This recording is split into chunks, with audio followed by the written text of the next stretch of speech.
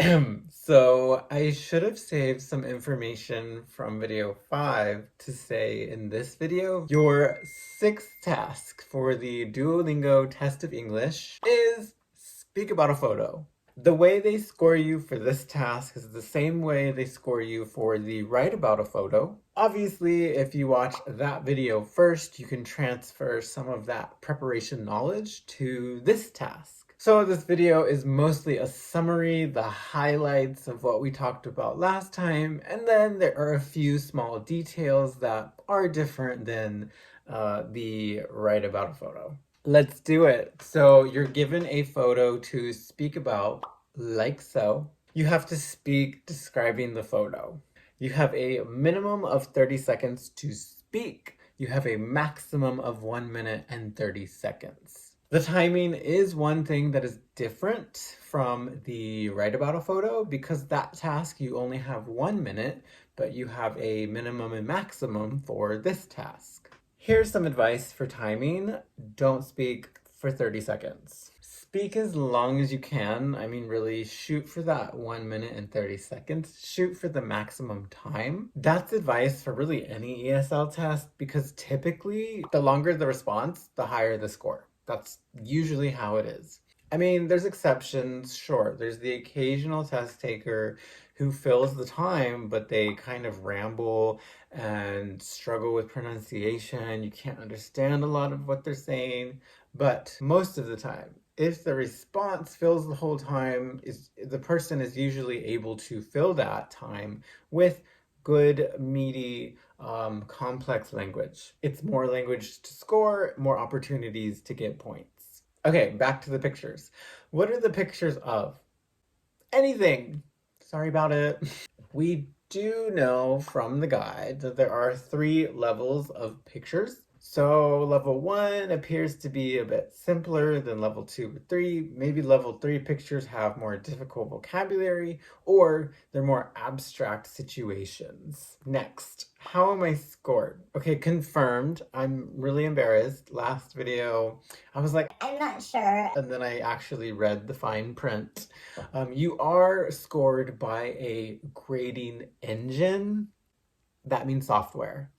As said in the guide here, but that still means you need to hit all the points, you need to hit all the grammar, the vocab, and everything you need because y'all know it's 2023 out here and AI be like writing essays and all kinds of stuff. Alexa, how many teaspoons are in a tablespoon? Okay. So you still need to be on top of your game. From the guide, we see it's the same 4-ish criteria. The grammar, the vocab, the content or relevancy, and the fluency. Oh, but they did add an extra category for pronunciation and pacing, which makes sense because it's speaking. Category is bring it to the runway. Category. This is where I'm going to refer you to the Write About a Photo video because I did spend a lot of time in that video talking about these 4 areas and what you need for a high score. So please go look at that. Everything I said there applies here too. But quickly, let's run through it. So for grammar, you need a range, a variety. You can use some simple grammar, but you absolutely need some complex grammar too. Pop quiz. Pop quiz, what's my favorite color? What is an example of complex grammar? Give me an example. Go. Whoa, whoa, whoa, What? whoa, whoa. Man. Whoa, whoa, whoa, whoa, whoa, whoa, whoa. This sounds like a setup. Exactly. Noun clauses, relative clauses, all the clauses, subordination, passive voice, conditionals, infinitive patterns, blah, blah, blah. Vocabulary, you need a range and variety too. So ask yourself the question, when I use this vocabulary, is this an A-level word, a B-level word, a C-level word? Is this an easy beginner level word, intermediate, or advanced word? Relevancy, there should be some logical connection between what you're saying and what's actually in the picture. Fluency, well, okay, in the Write About a Photo, we said 3 to 5 sentences. I don't know if that would apply here, so let's try this. Let me do one example here. I'll speak about the photo, and I'll give myself 1 minute and see how long that takes. Okay, it's in the middle.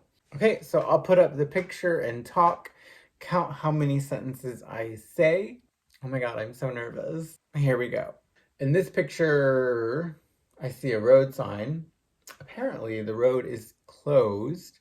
So the first conclusion I can make is that there's a construction happening here. This seems quite inconvenient, considering this is probably a downtown urban area. Maybe people who are driving must reroute and take a longer road to get to their destination. In addition, it reminds me of where I used to live in Honolulu, Hawaii, because we had a market street in my neighborhood. And the little sign says Market Street. And that sign is also in front of this big building, which is uh, kind of a building that looks like it would be in an urban area. So, yeah. That was gross. Okay. Yeah, that's hard. I think I said quite a few sentences. I think I said like, let me count. I think I said like six. I think I said like eight. I think I said like seven. I feel like a good goal for you guys is 5 sentences, like at least five. For the write about a photo, we said 3 to 5, but that's different because you only have 1 minute there, but also writing is a little bit, a little more, time consuming, I think. With the speaking here, I don't think 3 is enough. I think 5 would be great. And, remember, a couple of those can be simple, but you need some complex ones too. And trying to come up with complex sentences will take a little more time. Magic number, final answer, 5. Okay, so I've talked about grammar, vocabulary, relevancy, and relevancy, not a word, relevance and fluency. And we have another for the speaking, what is it? Pronunciation and pace. So pay attention here. This is new. Your speaking, the smoothness and the clarity of your response are important too. Ways to practice and prepare your pronunciation for speaking responses on tests. We discussed that in video 4 for the read aloud. So check her. Oh my God, I'm so tired. Wait, what are we? Oh, I lost my train of thought. Pacing. What is pacing? Let me explain that. Whoa, whoa, whoa, whoa. Pacing is a bit related to fluency, so this means don't pause too much when you give your response. Okay, don't do this. Question is, would you rather live in the city or country? Don't do... I would rather live in the city because it is more convenient for me. Don't do that. It's too much what we call in testing dead space. There's too many, silent parts. It hurts your score. And it's hard, I know. It's super hard to think on the spot like that, but you kind of have to just push through it. If you have trouble with this, like, oh, I can't think of an answer, I can't speak that quickly about some random topic, try slowing down your speech so you're still kind of connecting it. There's not really pauses. It is slower. It's not ideal, but I think it's better than the long pauses. You know what I mean? I would rather live in the city because the reason is it's more inconvenient for me.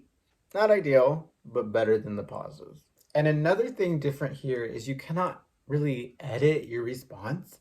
Like with the write about a photo, I mean, you can delete stuff, you can move it around, you can add things after you check it. You can't really do that when you're speaking. You need to be a little more careful, a little more composed. If you make a mistake, don't let it throw you off. Don't let it distract you from answering the question nicely. Don't let it make you nervous. Okay, I think keeping your composure when you're taking tests is really important. And it's also something that you should mentally prepare for. Prepare yourself that you will make a mistake. I mean, most of the time, even the best testers do make mistakes, but it's okay. A little mistake here, a little preposition there, it's not really going to hurt you. If you make a mistake, keep going. If you correct yourself once or twice, it's not a big deal. And as I said in the read aloud, watch your time. Don't wait to start speaking, just go. Just go. The more you speak, the more you can be scored. Don't hesitate. Speak loudly, speak clearly. All right, so definitely go watch the Write About a Photo if you need more details on, what type of grammar and vocabulary you should be using. And I think we're done. Cool. This is a short video. Love that for me. Filming videos is a 10 out of 10. Hot, wet, and juicy. Editing videos I'm gonna give you a 4. are 33.3% finished with this series. It's not right. 33.3. I didn't go to school for math. Next week, though, we are going to get into some reading, which means I'm going to have to do some reading myself because I don't know anything about those tasks right now. These are the read and type and read and speak videos. And as always, if you need an English tutor, if you want to take lessons with me, a DET course, or you want to do another test like Cambridge, TOEFL, TOEIC, IELTS, whatever, email me, let me know. Okay, I'll see you later, alligator. Stop that.